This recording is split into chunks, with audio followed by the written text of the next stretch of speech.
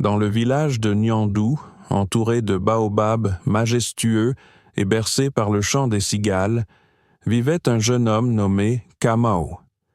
Il était fort, habile et respecté pour son courage, mais sa plus grande faiblesse était sa colère. Il laissait son tempérament explosif le dominer, et cela lui valait autant de crainte que d'admiration parmi les siens. Un jour, lors d'un conseil du village, Kamao accusa injustement un vieil homme, Baba Mossi, de lui avoir volé du poisson. Aveuglé par la rage, il n'écouta ni les protestations du vieillard, ni celles des sages. Dans un accès de fureur, il détruisit la modeste cabane de Baba Mossi et jeta son filet de pêche dans la rivière. Le lendemain, un jeune garçon trouva le poisson de Kamao coincé sous une racine près du fleuve. Il courut le lui rapporter, mais il était trop tard. Baba Mossi, humilié et sans abri, avait quitté le village dans la nuit, emportant avec lui un profond chagrin. Les saisons passèrent, et une sécheresse implacable frappa Nyandou.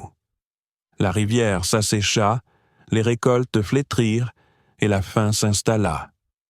Kamao, rongé par le remords, se souvenait des paroles de Baba Mossi.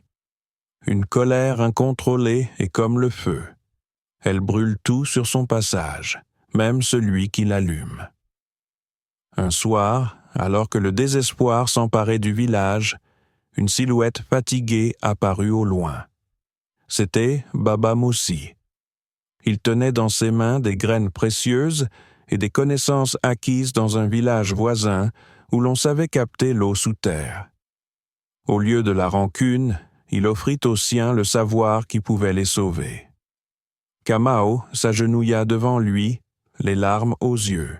« J'ai détruit ta maison par colère, et aujourd'hui c'est moi qui suis sans toi, sans espoir. » Baba Mossi posa une main sur son épaule.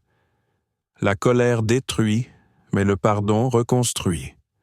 Grâce aux graines et aux techniques ramenées par Baba Mossi, le village retrouva sa prospérité.